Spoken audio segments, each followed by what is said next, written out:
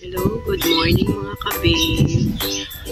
For today's video ay nandito lang po ako sa aking mini garden dito sa aming itaas dito sa may bubungan, kasi nga wala po kaming space para sa pagtatanim ng mga gulay or halaman, kaya dito po ako nagtanim. Ayan po, ipapakita ko lang po sa inyo yung aking tanim na talong. Yan, sa pasulang din po siya.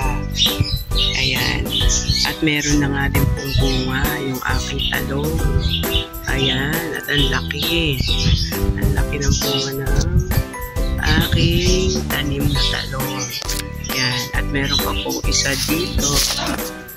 Ayan, kasi nga mga kapit, dahil wala nga po kami space dito sa aming bahay na pagtataniman, kaya dito na lang kami sa mga paso nagtatanim. May tanim din po akong lemon.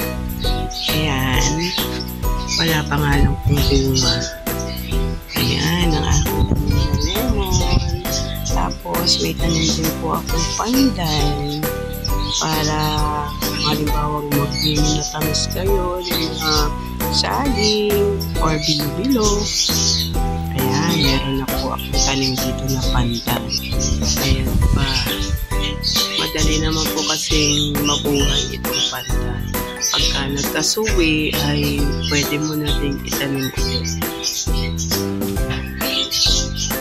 At meron din po akong tanim na kamatis.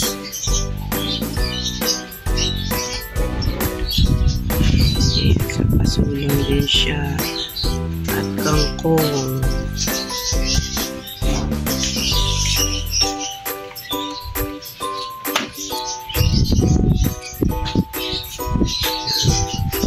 Mainam din po mga kabib na meron tayong tanim sa mga paso kahit papano.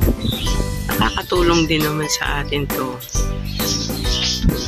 Ayan, i-flex ko din po ang aking itong halaman.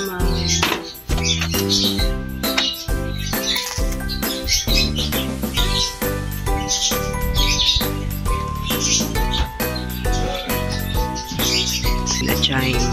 Ayan po.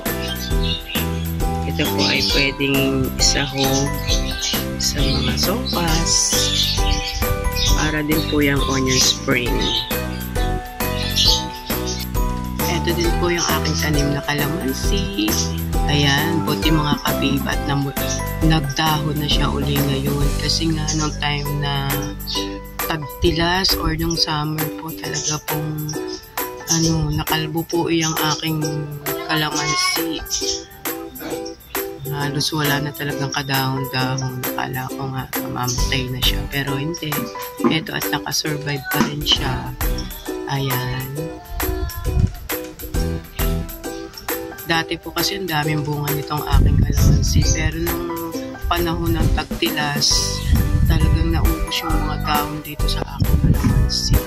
Ayan. At meron na din po siyang isang bunga nato sa ayan. Pagka halimbawa na maganda na po uli yan at mamumulaklak, marami na naman po yung bunga. Ayan, ito po ay nakakalasin sa paso.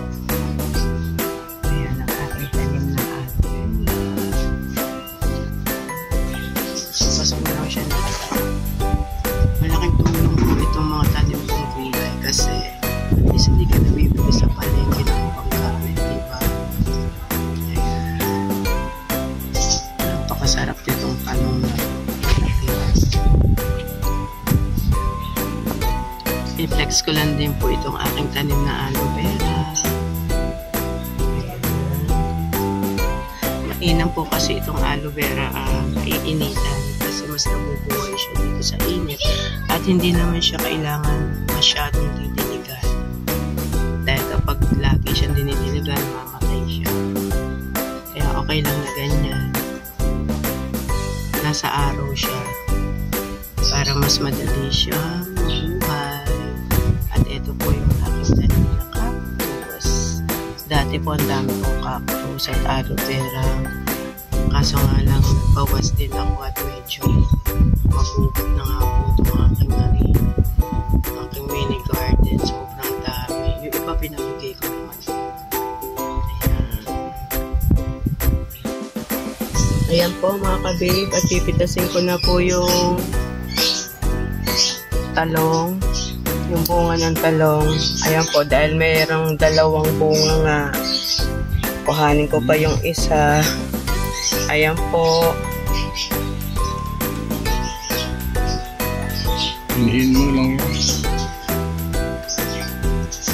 Kuhanin ko din yung isang bunga. At ayan, may dalawang bunga po mga ka-babe. Isasama ko yan sa tortang talong.